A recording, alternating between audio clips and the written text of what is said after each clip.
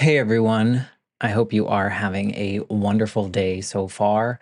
I am just dropping this special little clip into all the episodes. So, no matter what episode you're listening to, this is actually pretty current as of July 2024. I wanted to come on here and just say a big thank you to Earworthy because the Life Shift podcast was just named the best overall podcast of the year in the first Earworthy Independent Podcast Awards. And you've probably seen some articles written about the Life Shift podcast before, written by Earworthy. And now he is launching from his online publication, he is launching these yearly winners of independent podcast awards. And these are specifically for indie podcasters. We are those that wear all the hats. We create the show. Some people write the show. We're producers, sound engineers. We troubleshoot all the tech. We do any kind of research if we need to. We host the shows. We distribute the shows. We do all the things that relate to our shows because we love it. And it's so nice to see my name in a list with some other amazing podcasts like Multispective, which won Best Life Lessons Podcast. Salad with a Side of Fries won Best Health Podcast. Bippity Boppity Business won Best Business Advice Podcast. And there are so many more. And so I just want to come on here and say thank you to Earworthy for not only doing these awards every year and just honoring some of us indie podcasters that sometimes feel like we're just shouting into the void, but we're not. We're just doing what brings us joy, and hopefully through that work it brings other people joy. In my case, for the Life Shift, I hope that each episode finds the ears that needed to hear it the most so that they feel a little less alone in their circumstance. But also, Earworthy writes all these amazing publications pretty much weekly, every week, every weekday, I should say, where he writes on Blogger, Medium, Substack, Tumblr, Vocal, Many Stories, and for other places. And he really just highlights the independent podcasters. So thank you, Frank, for everything you do with Earworthy and for recognizing all of us in the first Earworthy Independent Podcast Awards. If you'd like to read more, please head to medium.com/EAR hyphen WORTHY. Thanks again and enjoy this episode. I'm Matt Gilhooly, and this is The Life Shift, candid conversations about the pivotal moments that change lives forever.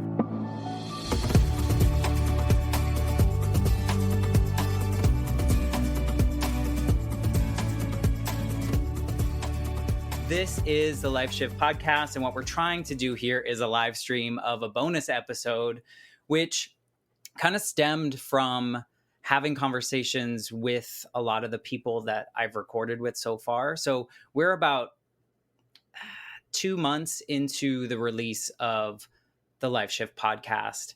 And so 11 episodes have come out already. I've recorded 22 episodes, and I have like a handful more scheduled to go or pending scheduled to go. So there's a lot happening. But what I'm really enjoying is that after these conversations, people are coming back and asking me or telling me like reflections that they had as a guest on the show through their conversation, sharing their story. Or I'm getting messages from other people about how a certain story resonated with them, even though the actual situation was not exactly the same way. And so because of that, I was like, well, what if we try, which emphasis on the try here with the live stream, of a bonus episode with some of the people that have been guests on the show that wanted to share something. So tonight, I've come here with my friend Adrienne, my friend Christin, and my friend Marty, who decided to rejoin us. Yay, Marty's thankfully. back. Welcome back, Marty. I'm on a different technology, but we're here. So we're here, and that's what's important. So we don't really have a strict format, and I hope you're okay with that. And side note, when you're listening to these episodes, we really went into these conversations without a strict outline. We really wanted to see where the conversations would go. And it's funny enough, sometimes the guest will be talking. So like Adrienne will be talking, and then the guest will be talking and I'll think of a question and then they'll keep talking and I'll forget that question. And part of it is great because I've been able to release that, right? And I've been able to go, clearly it wasn't as important as it needed to be at that time. And let me ask the next question that comes to mind. So I really appreciate that. So before we start really the conversation, I just want maybe Adrienne, you can go first and just kind of say hi and then just remind us a little bit about what your story was about. Sure. Well, hello, I'm Adrienne. I believe I was episode 4, and my episode was the one Mm-hmm. about curing PTSD with psilocybin-bearing mushrooms. To that, I know when we talked a little bit before you started recording, you were apprehensive a little bit about sharing your story. And behind the scenes, I can't tell you how many people reached out to me asking me for more information or feeling really connected to your story. So I think your story really helped a lot of people. So we'll talk a little bit more about that. Christin, do you want to just say hello and remind us of kind of your life shift? No. Okay. Of course. So sorry, Adrienne. Yeah, so I'm Christin. I was episode 1, and my story was about how my then fiance and I had moved out to Louisiana planning one life shift, and instead a whole bunch of other life shifts happened in the terms of my entire family dying in about 18 months and us getting married and having a baby all within that time. Kind of the craziness that ensued after the fact and how we're much better for it now. Yeah, and really learn from it. And I know you laugh at this when you hear these episodes, but because Kristen was one of the first that I recorded with, I often quoted things that she said because they were the first, like, most impactful things that I had heard. And so a lot of you will hear me talk about this radical acceptance that you talked about that really stuck with me, I which is text you every cool. time. I'm Yeah. like, Matt, you're quoting me again. Yeah. But you know what? It was helpful for me to put words to how I feel about my own life shift or the life shifts that I've gone through and kind of the aftermath of them. So I think that's why it stuck with me, which was really cool. And then Marty, you want to say hello and share a little bit about your life shift? Sure. Well, hi, I was Marty, and You I were. am Marty, and my episode was You're episode still 8. Marty. Still Marty, and just a few weeks ago, so a little bit more recent, maybe Mm-hmm. if you've listened to all of them. And so my life shift took place a long time ago, actually, when I was 13 years old, when I lost my mom. So my story was about that before, during, and after. And Matt, your episode had not yet come out, and so it was a little bit of a precursor or a totally different example of losing a parent at a young age that then you picked up later and told your story, which was similar, but as we learned, very different. So pass it back to you. Yeah, yours was so interesting to me. We've been friends for years now, and we both kind of connected in the fact that we had deceased mothers when we were younger. And I know we had conversations here and there, so I knew a little bit about the story. And I guess ignorance on my part, because my life shifts, if you haven't listened to my episode now, when I was 8, my mom died. And then I had to move to a new state, start a new school, move in with the parent that I didn't originally live with. All these things happened. And so when I was talking to Marty and he was telling his story about, his family life and the things that he did before his mother died, and then the things that he did after his mother died, part of me was like, wait, I thought our experiences were supposed to be the same. And they were so wildly different. But what's interesting about your story, Marty, is that I really like it. It made you make sense more so to me now. I don't know if that sounds weird, but I think the person you are, it feels like it all makes sense now of the way you were raised and then how that happened and how you reacted to that. It made me understand you more. It was thank you. I agree. And you too. And I will say that one thing I learned listening to yours was that one might think that someone who has lost a parent at a young age has gone through the same experience. And I kind of wondered, especially listening back to my episode, how I came across or actually second guess some of my own behaviors.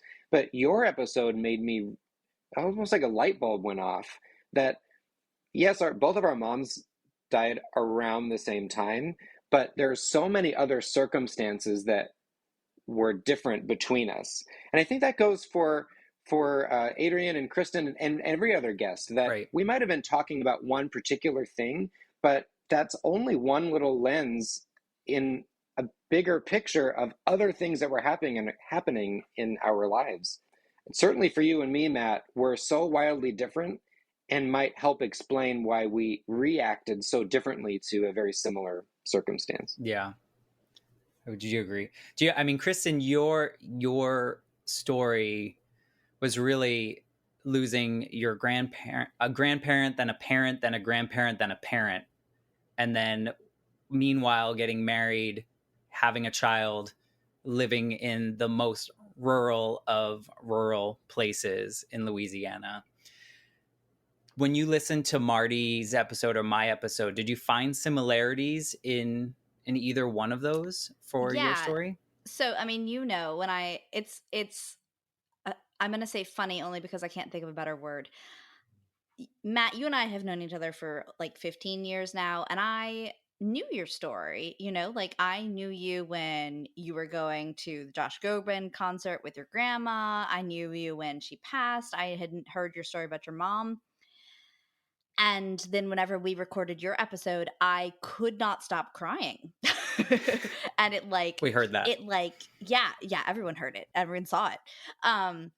It got to my core. And the same with hearing Marty's story and hearing Adrienne's story. And I even told you in your episode, it's why this whole project is so meaningful and I think so important for all of your listeners is I absolutely can connect with each and every one of you on your pain, the amount of just like suffering and turmoil, and then that human reaction to survive and create resilience and that grit, that gumption of like I am hurting and that is part of me, but that's not all of me.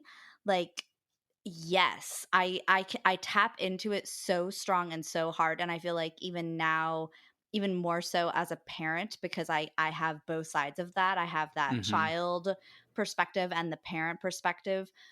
I get so much out of hearing every single person's story, and I have to listen to the podcast without my kids because otherwise Oliver's like, "Mommy, why are you crying? Are you okay?" I'm like, "I'm fine, baby. It's just so moving." He's like, "Okay, I'm gonna go watch Paw Patrol now." Right.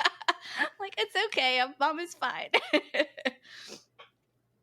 I wrote down a few notes so that I wouldn't forget after Matt's comment at the beginning, right? So, I've already forgotten a few. right, right.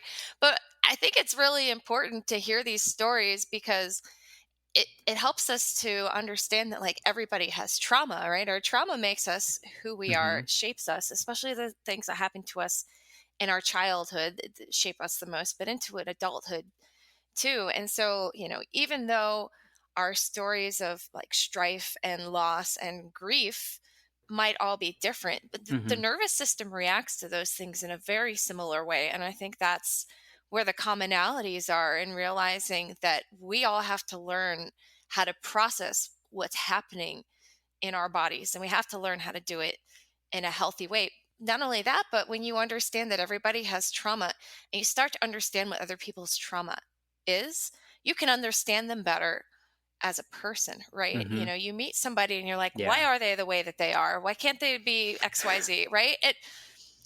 But we say that when we don't think what caused them to be that way, what things happened in their lives that, that made them have those reactions and turn into the human that they are. Yeah.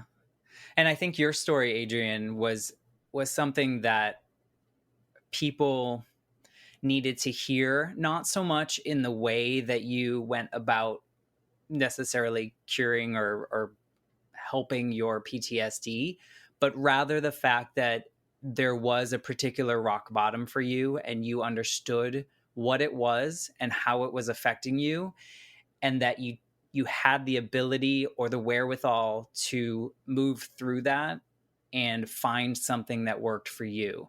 Because I think in all these conversations, we find that, you know, what works for someone else doesn't necessarily mean it's going to work for, you know, like Marty and I, our stories are vastly different. And the way we approach grief was, I would venture to say, like on the opposite side of the spectrum. And that's totally fine because that's how we needed to move through it.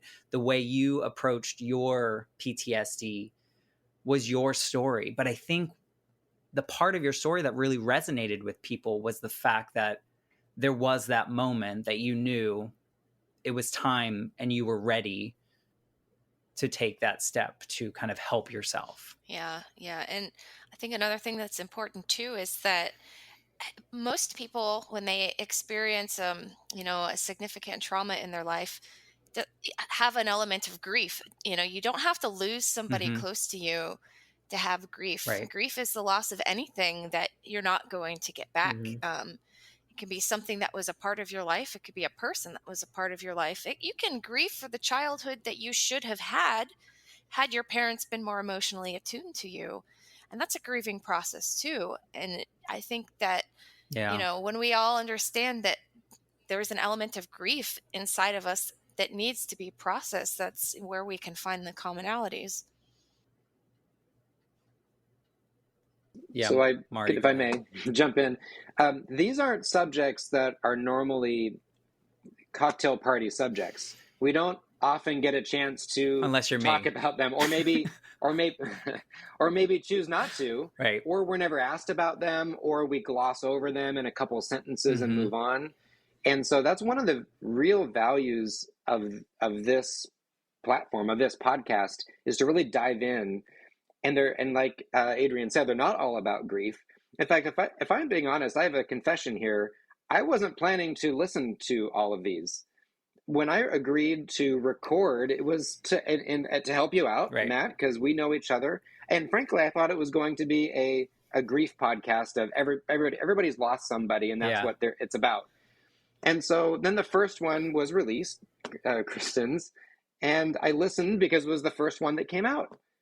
And I, like Kristen said, that kids can't be around. I mean, I listened to it just on my own, and I loved it because I connected with it, even though I might not be able to exactly identify with everything that happens with each of your guests. I have now listened to everyone and will continue to listen because a kind of a miraculous thing happened. I'm finding value in every person's episode because these are subjects that aren't often illuminated, and maybe they should be, or should be more often. Yeah. And I think after we recorded your episode, Marty, I remember you distinctly saying, well, I don't remember distinctly because I can't remember the quote, but you said something to the effect of, I'm open to talking about this, but people don't ask. Yeah. And, or if they do, they just want a cursory response. And I said that on my episode at the end. I said, this often isn't something that people want to talk about, even if they know, or if I've mentioned in passing that my mom died when I was young. They never go back to that subject and say, tell me what happened, tell me everything. Of course not. I didn't understand that. But after the episode came out, I had a friend of mine text me and say, so I just listened, and I got to say, I'm one of those people. And I'm sorry I never really asked more about that. And next time we get together, if you'd like to, I'd like to hear more about it.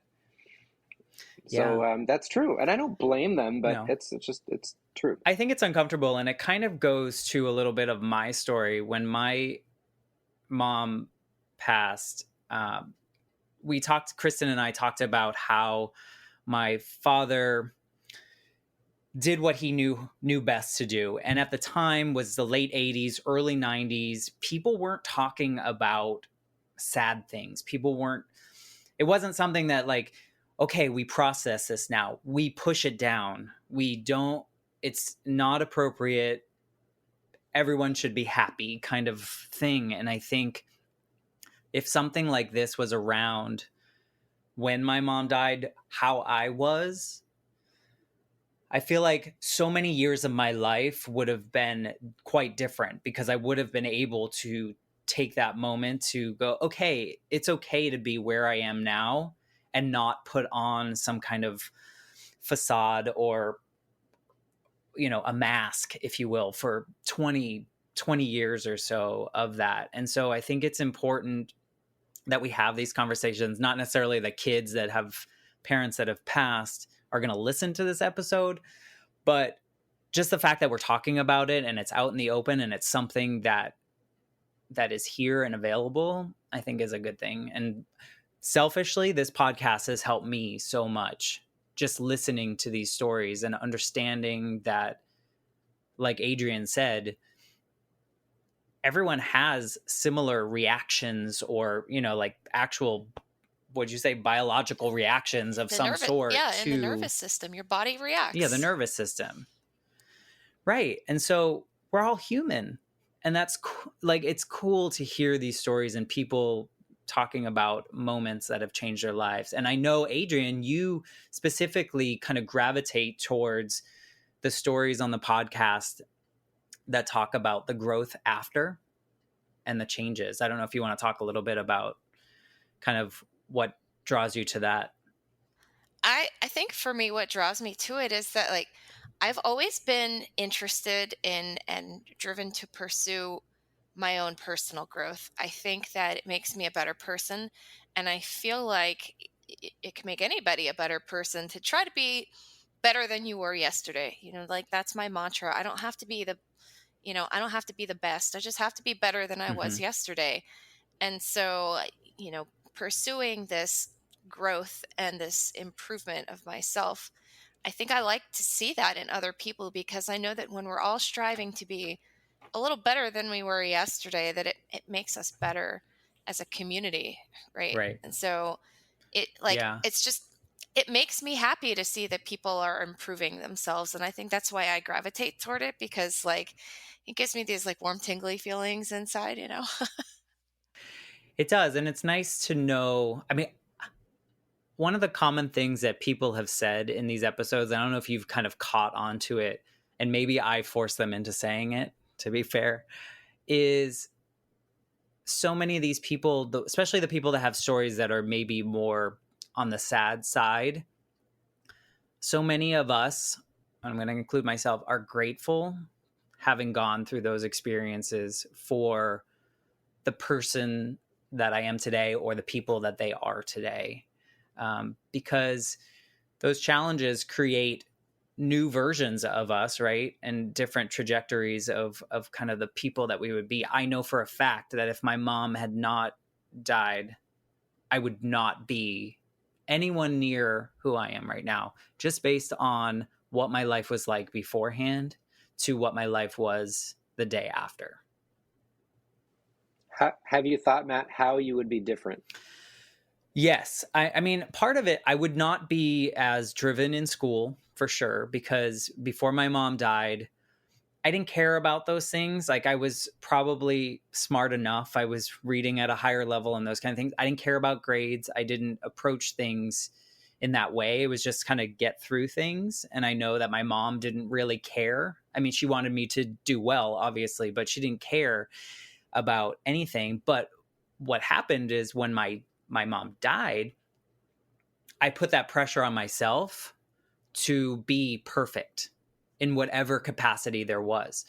Because in my 8-year-old brain that ruled me until I was like 30, I thought, if I screw up, I'm going to be left alone. Someone else is going to leave me. So I have to prove my worth. And I also have to prove that I'm going to be okay to everyone. Not that anyone put that pressure on me, but that's what that 8-year-old felt like, is like abandonment is, I'm on the precipice of abandonment. And so I have to be perfect. So I think my life would be wildly different. It's trauma. I don't know That's a trauma response that a lot of people have, you know, this striving Right. for perfectionism, because we're afraid that for some reason people won't like us because the traumas that we experienced in our childhood hurt our self-esteem. I mean, I was in that same place too. Like, I was a Right. perfectionist for a long time, and it was slowly destroying me. Right. Right. And we don't know any better, especially as a young child, with people around us that are not prepared for changing or helping, face that or realize that you don't have to do it. Even to this day, and all of you can attest to that, I struggle with being confident in the work that I produce, that it's not good enough. I don't know if I would have been that way had my mom not died, and be forced into a whole new world. So, Marty, I don't know who I would be, but I don't think I would be. I don't think it's a bad thing. I think I've done well for myself, and I think I've created a person in myself that I'm proud of. I mean, yeah, I was just going to say it's better on this side than the other side. You're propelling yourself towards perfection or towards positivity. But is it? As opposed to not caring at all and just pushing everything away and just, I don't care what happens. Yeah. I mean, I was 8, so I don't know, it's that sliding doors movie, right? Like, it would be so interesting if we could see that multiverse of the different versions of us had we chosen or had circumstances not happened But is it really? Would you really want to know all of the different outcomes? Like, wouldn't that test your sanity a little bit? No, but yes. It would be interesting. Tell yourself that they exist. I believe in the multiverse, and some different version of me out there exists, and I don't need to know about it.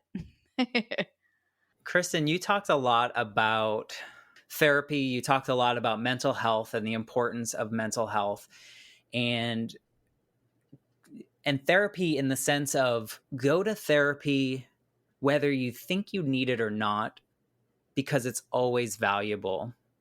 What would you say? Like, do you feel like that's like your mantra, or do you think that came out in the recording? An easy thing to say is, yeah, I think therapy is for everyone at any time of your life, and then it's beneficial to anyone. Go and you will get something out of it, period.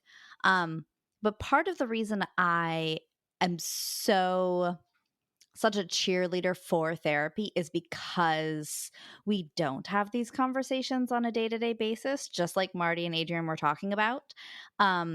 I think that if we normalized having these conversations, if these conversations did happen at a cocktail hour or on the lunch break at work, or when you're chit-chatting with friends and you say, "How are you?" and you don't just say fine, you say, "Actually, I've been really thinking about my mom lately, and it's like Why are we driving so me crazy." afraid? Because we don't want to make people uncomfortable. We don't want to make people uncomfortable. And it's like I was saying in my podcast, I don't like icky feelings that make me feel icky. And the sad makes me feel icky, and it makes me feel weak, and it makes me feel distracted. And so I avoid them. And I think a lot of people are that way. But you don't, because you're listening to these podcast episodes, and I've gotten better at it. Yeah, it's a practice, but I've learned that by going to therapy. Yeah, I think therapy is great. I think therapy is for everyone. And if you're too scared to go to therapy, then talk to a friend, then write a journal, start small. Before come on the Life Shift podcast. Come on the Life. Well, and Matt, I was even going to say though that because I'm not a licensed psychologist. Fake it till you make it. No, but no, but before, when we were kind of like warming up and figuring out if my computer was going to die before we started recording, you had asked, I forget what you asked, but you had asked something. And the response that I thought of in my brain to whatever the question was that I can't remember now was what made recording my episode so meaningful to me was just as simple as making the time to talk about it. I am going to spend this time talking about this monumental time in my life where everything went awry and unexpected things happened. just having that time. And for me, that's what therapy is about. It's about making the time. When my husband and I started going to therapy, there were sessions where it was like, we have to figure something out. It was an argument that was happening that we were trying to figure out, or something we were trying to resolve. But then it started becoming just that we were dedicating that time to each other. It was as beneficial as a date night. It was saying, we are dedicating this time to each other, to our marriage, to our relationship. And that is what's so beneficial about doing this with you, is just saying, I'm going to dedicate this hour where I'm just going to talk about this thing and really kind of dig into it and analyze my own feelings and talk about what I learned from it and talk about what was hard about it. And then being able to go back and listen to it and being like, oh man, I went through some shit and I learned some stuff. Like, you feel proud of yourself whenever you repeat it back. Whenever you hear it in your own head, it's one thing, but whenever you actually listen back to it, it's so much more meaningful. Maybe that's just me. But I wholeheartedly believe in therapy, believe in do this podcast and talk about the scary, weird, crappy stuff with your Icky. friends. The icky Talk about stuff. the icky things. Yeah. Let's talk about the icky things. Matt, you've said, I don't remember in what format, over the last couple of weeks, or maybe this week since your episode came out, which was something that I experienced having recorded one as well, which is, you've shared bits and pieces many different times, but saying it all in the scope of an hour almost makes you like a third-party observer, whether or not it's right after you record it or listening back to it.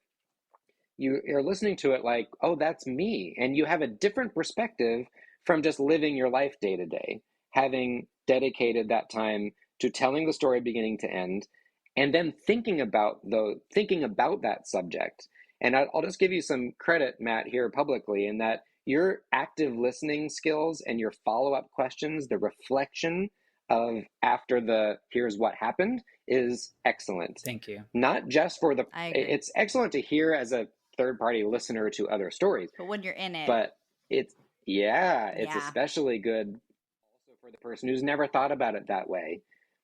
And a couple of things that you asked me, and I think the same thing. When you're doing that, you're definitely taking any outline that might exist and throwing it out the window, and just listening carefully and asking appropriate and meaningful follow-up questions. And that's what's kept me as a listener, as opposed to just a participant one time. I've noticed that as well. And Matt is also very good at mirroring too. So when somebody says, what they're feeling or what they went through, he repeats it back to them in a summarized version to make sure that they know that he understands what they've said.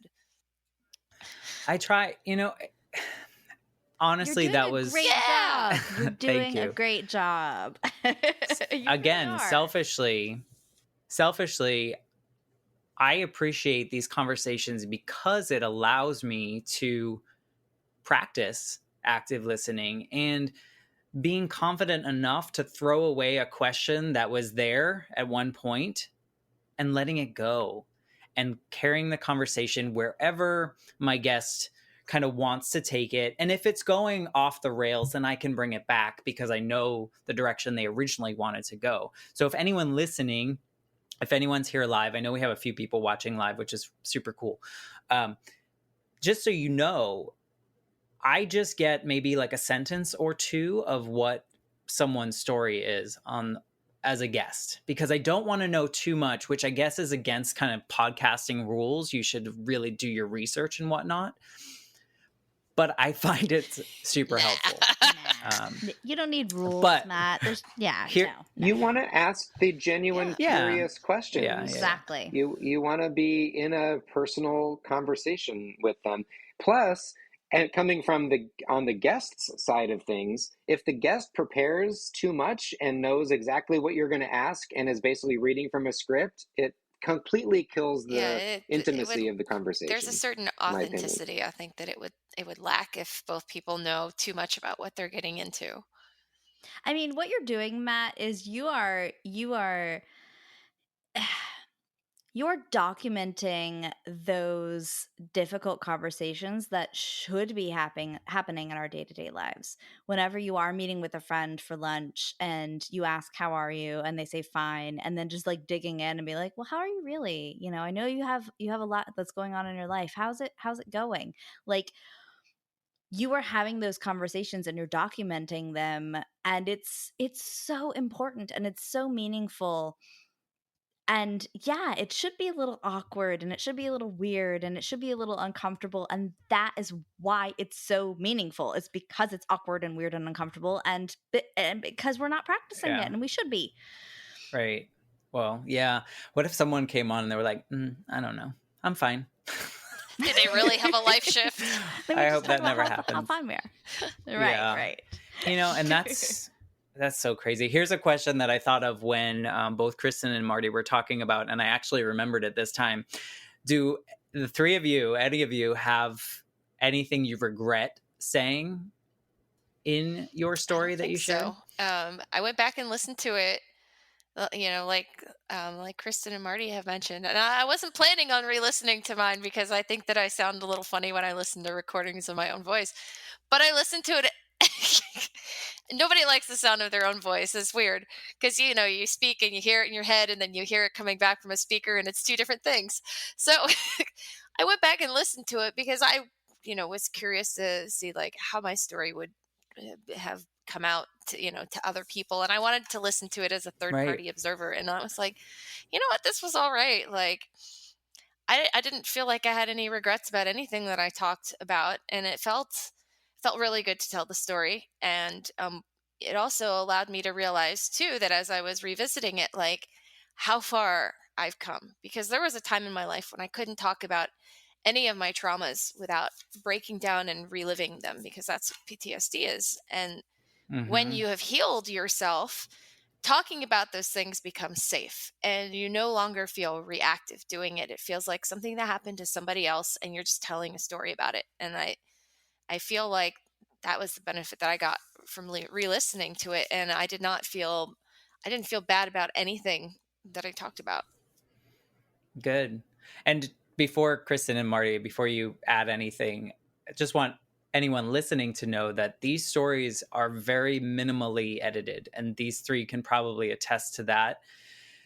I don't want to change their story, so I don't move things around. I just take out our random ums and likes and things like that. You took out the one time that I sounded like I was laughing like from inside out of the microphone. I got too close, and it was bad. There's a few things that I take out, but the story is, I don't want to modify your story. That's your story, and I'm just here to help you share it, hopefully in a way that you want to share it. So anyway, did you say anything that you regret saying, Marty?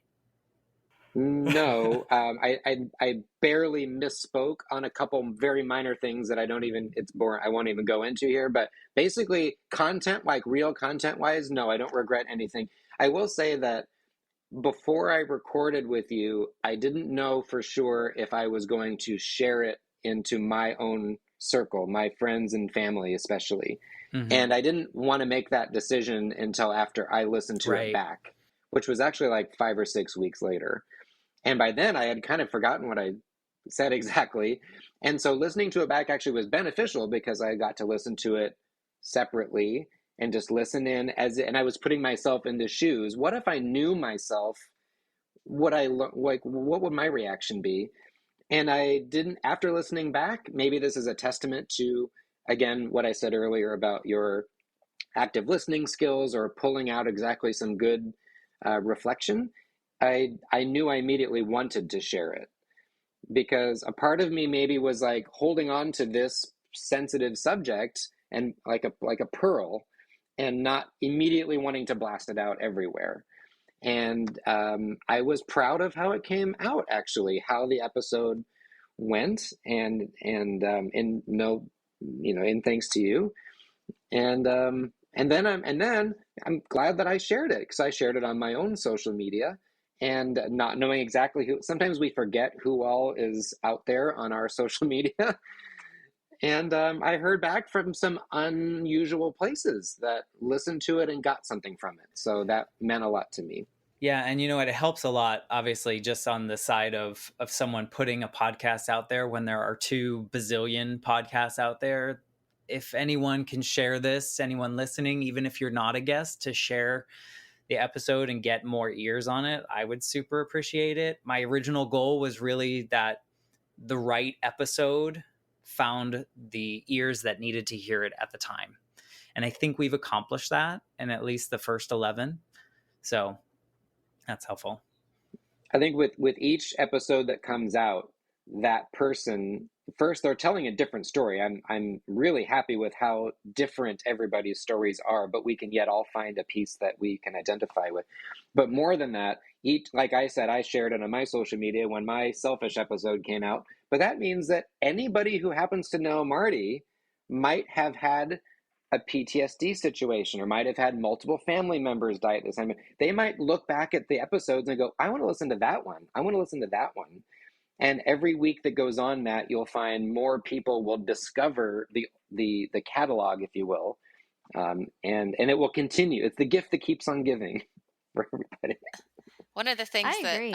that Marty just said, I think that resonated with me, was the idea of sharing the episodes after they were recorded, right? Because recording the episode is an act of vulnerability, and then sharing it with your friends, all of them on your social media, Yeah.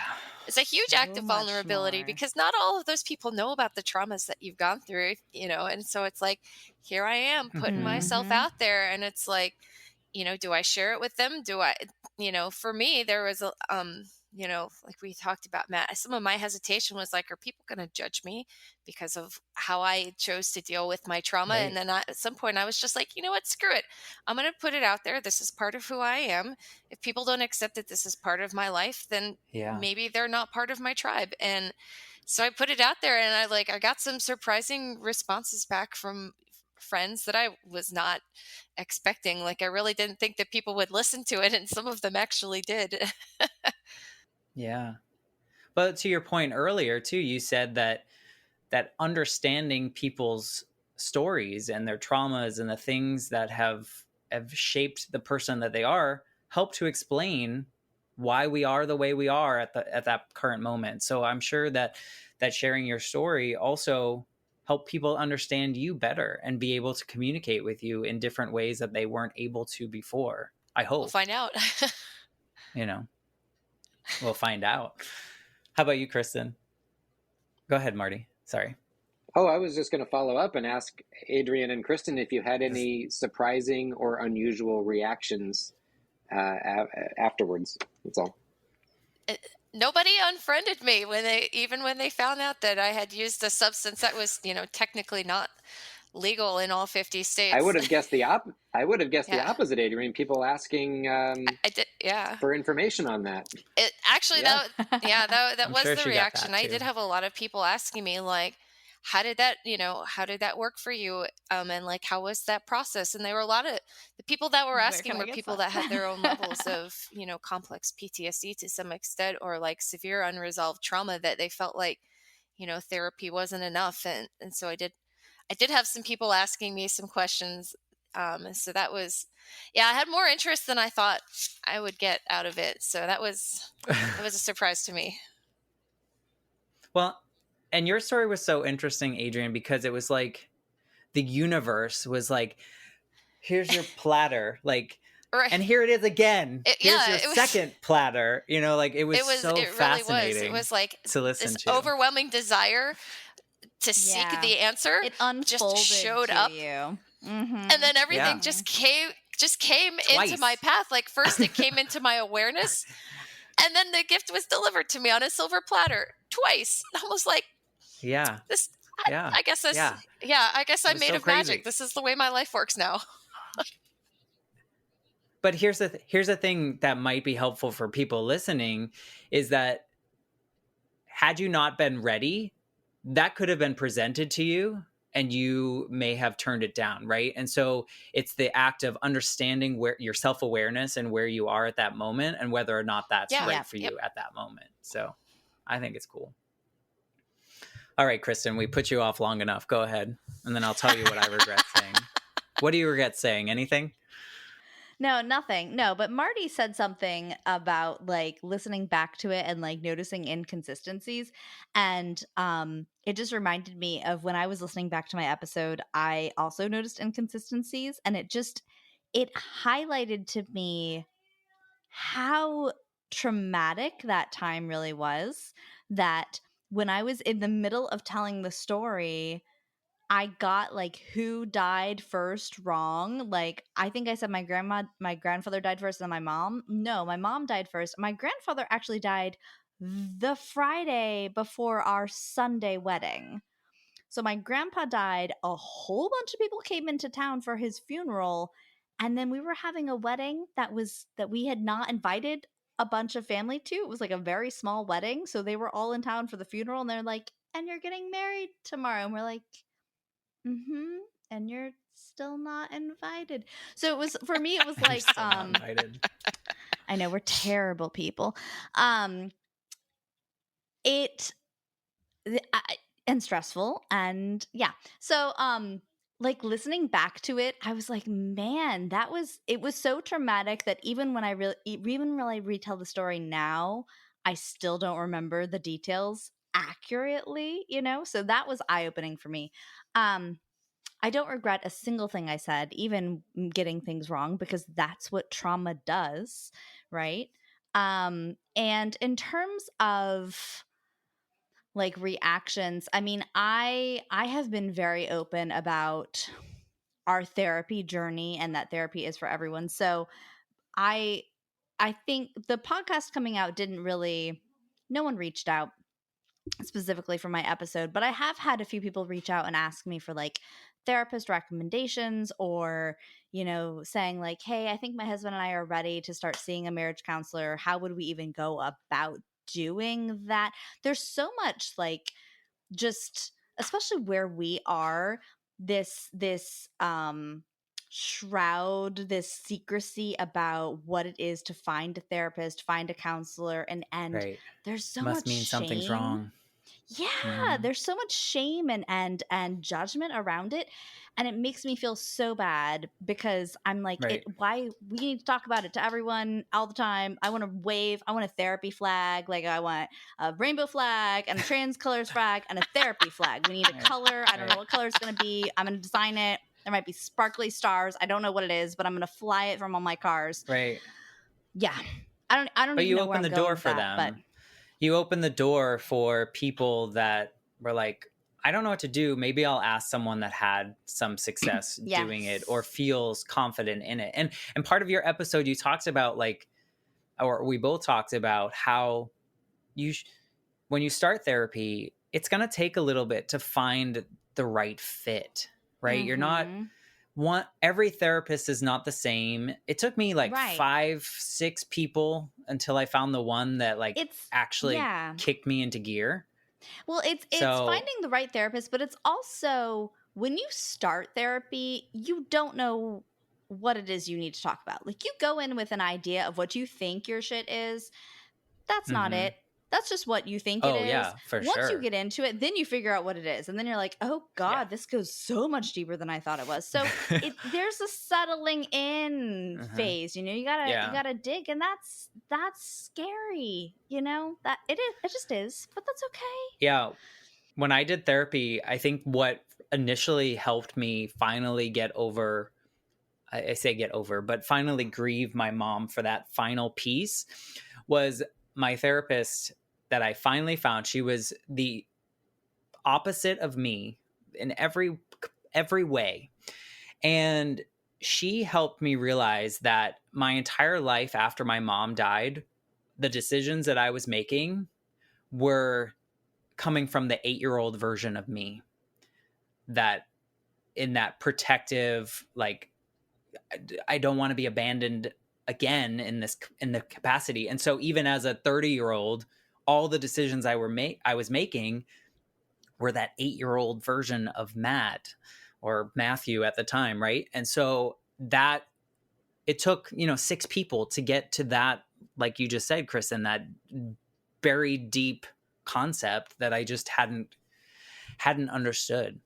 So for me, I do regret this. And I just talked about it with Marty on a text, I think, because he brought it up. And I don't know if it was a trigger for him or if it was just me being terrible. But on my episode, I referred back to Marty's episode where we talked about, because like I said, when I first started, is that we both have what seemingly were the same thing, right? Like we both lost our mom as young children. And in my conversation with Christin in my episode, I say something to the effect, and it didn't come out right, and I apologize, Marty, but I said, and Marty, the only thing that happened to Marty was that his mom died. And then I was like, I didn't mean it like that, but I also regret saying it in that way. And we've had this conversation via text that we kind of there's no need to apologize. Out, but also in my episode, you said to me, it's almost like a luxury. But you caught it right away. You said, I don't mean it was a luxury. I just, you know what I mean?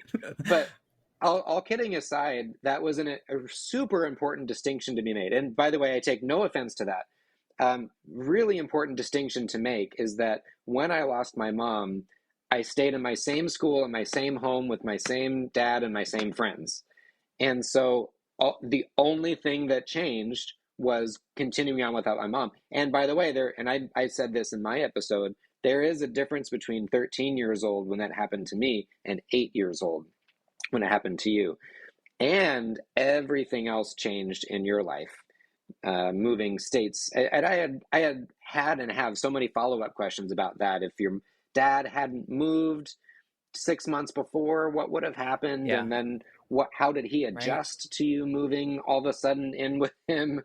Like so much, not just in your 8-year-old head, but everyone around you, so much changed for you. So I don't blame you for having that, that thought, listening to my story, but actually what you said helped me too, because I was a little hard on myself after we recorded my episode with, gosh, it seemed like I didn't really grieve properly, or I wasn't acting as I think I should have now looking back as a 40-year-old man. And listening more to the whole circumstances behind it, I almost forgave myself a little bit more for that, because I did have it different in a good way, that at least I had so many pieces of my life to hold on to that were consistent and I could fall back on. And you didn't have that luxury. It really was in that circumstance. I have so much to add to this.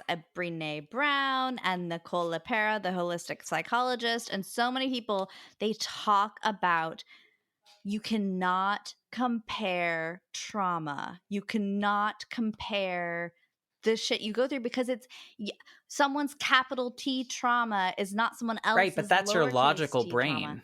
Yeah. Your logical brain, you tell that you can't compare them. But when you live the life of a 13-year-old losing his mom or an 8-year-old, you think that that's just how everyone went. And so I kept those parts in both episodes on purpose, because I want these conversations to be authentic. But I also want, now we're recording this for my public apology to Marty, because I didn't mean it the way it sounded. And I know that you know that. Yeah, I didn't take it that way in either time. It was... Yeah. But you pointed it out. I pointed it out. I'm kidding. I pointed it out because I wanted to draw the whole perspective for somebody else listening. I truly I didn't even remember that you said that. It didn't bother me one bit at the time. It was really just a comparative statement, and I took it as such. Again, this is not a sensitive subject to me at this stage. Maybe it would have been if we recorded this 20 years ago. But it's just part of all of us. It's part of our life story. And if we're at a point that we can talk about it and publish it, we must be comfortable talking about it. So any angle that takes is an okay and appropriate angle, in my opinion. Yeah. Well, I appreciate you accepting my apology. Go ahead, Christin. What I appreciate about it, though, Matt, is that when I say we're not supposed to compare trauma, it's a recognition that we do yes, compare. We do. Brené's like Atlas of the Heart, she talks about like you can't avoid comparison. It's You're speaking a Adrienne's normal love human language I just right finished now. reading that book. It was so good. Sorry. It's so good. It's so good. You can't avoid it. You Right. can't stop it. It's an inherent, we do that as humans, but it's what you choose to do. It's recognizing the comparison and what you choose to do after the comparison. And so I'm glad you kept those things in Marty's podcast episode and yours, because it's such a human reaction to compare our situation with other people's and be like, well, I shouldn't feel that bad, or I should feel worse. Guess what? You're going to feel however it is you feel.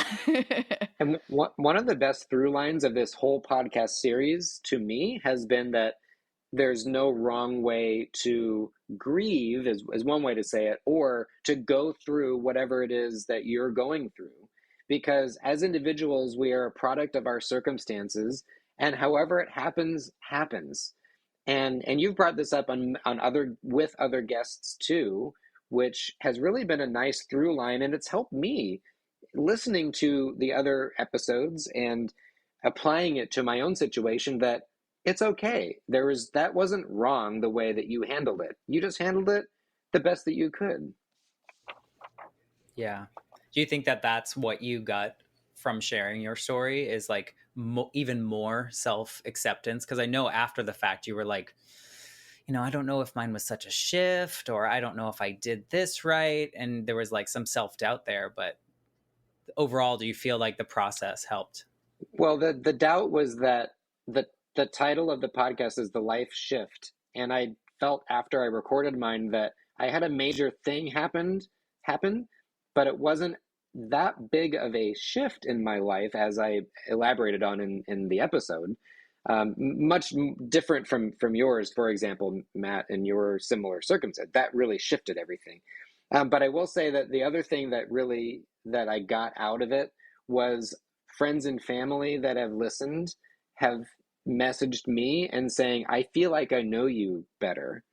And that's really been a win for me. I had one of my closest friends from that era, when I was in middle school, whom I'm Facebook friends with, but I'm not close with, lives across the country, reached out to me, and that sparked a new conversation and a new renewal of that friendship. So I'm thankful for that.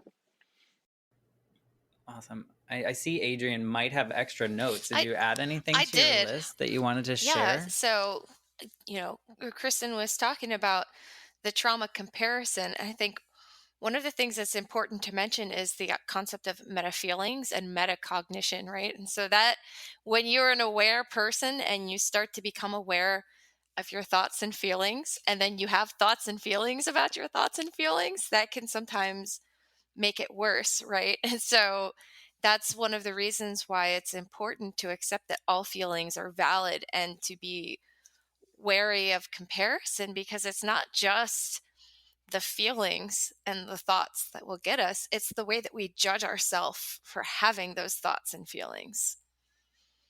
Yes. Yeah, Yep.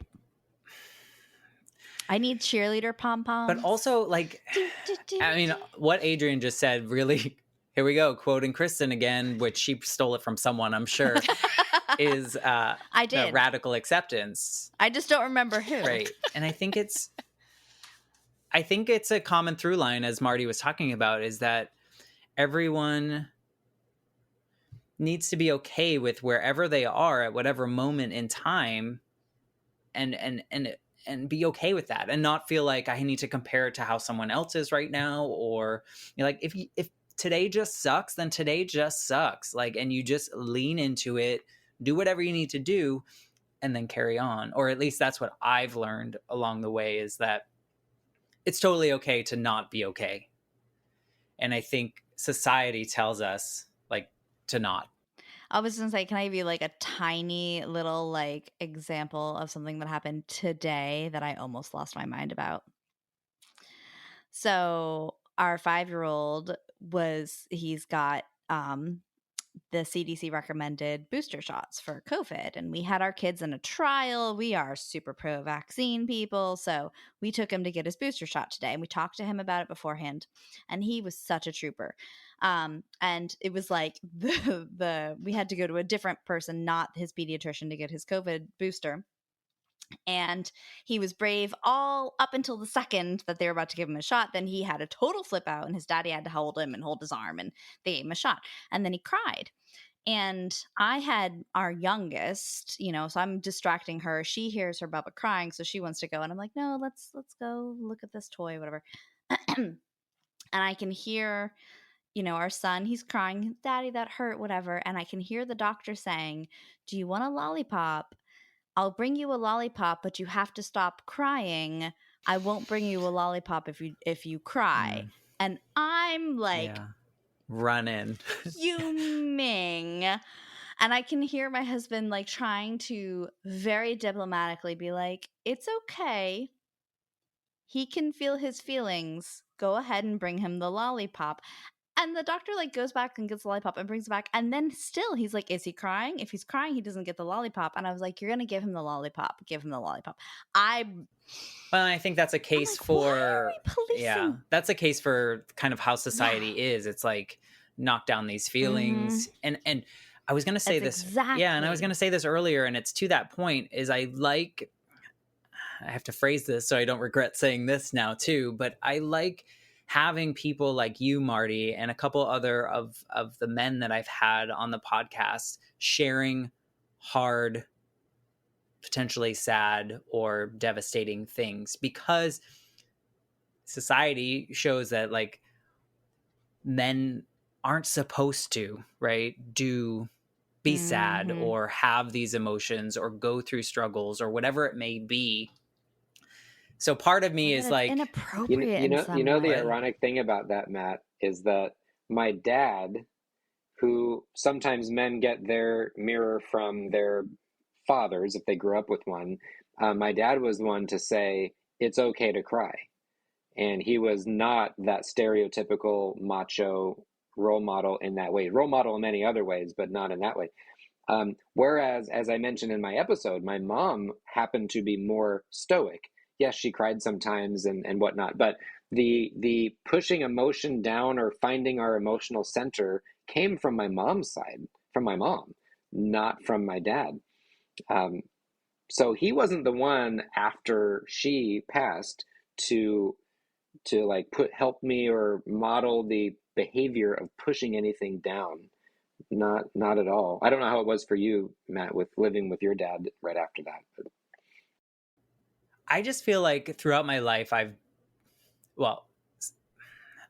through my grief process, once I got far enough, I became a sharer. And you guys all know this. I share a lot, and I try to be as open as possible because I know I didn't have those models as a boy growing up, right? It was like emotions were quote unquote for girls, and that was kind of the 90s for you. Like the 80s and 90s was it felt like that in my world. I lived in Georgia, as a kid, and then in Florida. And so for me, I felt like I was really stepping out, sharing my vulnerability, not in my story because I'm used to doing that, but just anytime I would share something and people would be like, people would come to me behind the scenes and thank me, or I can't believe you shared that. That's great, blah, blah, blah. So that's kind of where I was going with it, as I just feel like there are many more females reaching out to me asking, or talking about this podcast than there are men. And I appreciate that I'm able to have a handful of men on the podcast to also share vulnerability in their stories. So that's kind of where I was going. One of the things that I noticed too, that there were a lot of, I guess, skewed heavy on the women. And I wondered if that was just because, women are more comfortable talking about feelings, from a like societal or a cultural perspective, or, if they had like volunteered, or did you reach out to them? I mean, like, how did you come across the people that you started interviewing? Yeah. And so, well, this is interesting too. So I mentioned that I have about 22 episodes recorded now, and I have a few more gentlemen on the call, and a lot of them are actually all of them are people I know until tomorrow's episode that I'm recording with someone that actually reached out to me to share their story, also a female. So I'm trying to not reach out and beg or ask people to be on the show. What I really want to happen is I want people to be kind of just like therapy in a way. Like, you have to be ready to do it. I want someone to be ready to share their story in the most authentic way that they can, because at the end of the day, I hope that recording, and you guys have kind of alluded to this, that by recording it, it helps the person, the guest, right, in a way of sharing their story, but also allows other people to feel connected to a community, to people that feel the same way. So I intentionally try not to actively seek out people and beg them to tell their story. The first few, as some of you know, the first few of the Life Shift podcast came about, this podcast came about in a class that I was taking in a graduate program. And so I needed to do a project, and I had a fair amount of you, I think all three of you, volunteered to help in that project, which was really only to record 2 episodes, by the way. And so I feel like we're on a good pace right here. And I really appreciate that you guys were willing to do it. You are an overachiever, Matt. But look, people keep asking me, are we going to have seasons? I don't know. And really what I want to do is I want to ride the wave for as long as the wave lets me ride it. And so as long as I am able to find people that want to share their stories, the Life Shift podcast will continue. And I hope that's for as long as it needs to be, to help whoever needs to share their story and create that community. And so I think this is a good place to kind of call it for all the people that might still be listening live, which is super awesome. And I appreciate you guys. And I can kind of see the live chat. Nobody's really chatting because I put a note in there that I might not be able to see it. But we tested it out. We got it launched after it worked. 6 minutes or so. And so what I'd like to do, I think it was successful. Do you guys feel like this was a good conversation? This is fun. Absolutely. Don't say no. We're live. And so I don't know. What I'd like to do moving forward is get collections of people that have recorded their episodes to come back and reflect on them. And so I appreciate the 3 of you being or helping me guinea pig this bonus episode idea. Any last remarks that any of you want to make before we close it up for the evening? Out of curiosity, I did Google Radical Acceptance, and there was a book by that title that came out in 2003. The author is Tara Brach, Brach. There you go. Nice. Nice work. Little on-air research. On the fly deep dive. Good job. Yeah. Any last comments that you guys want to add? Keep up the good work. You are doing good work. I appreciate it. So keep it up. Mm-hmm. Thank you. Cool. All right. Call your therapist or call a friend. Yes. That's all I have to say. Find a therapist, call a friend. Anything from you, Adrienne?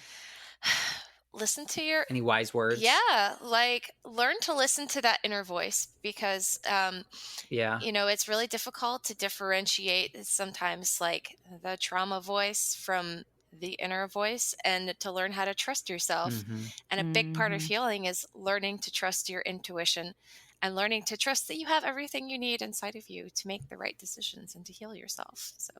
Right. Yeah. No, I think it's great. I thank you. If you are listening to this episode, if you could subscribe and review and rate the podcast, clearly that helps get exposure. Thank you for listening, and thank you guys for being a part of this. I appreciate you all so much.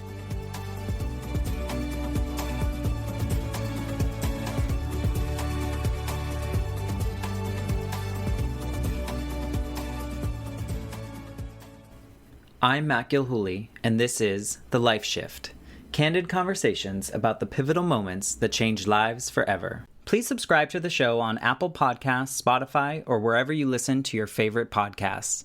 For more information about how you can support the Life Shift podcast, please visit www.thelifeshiftpodcast.com. See you next time.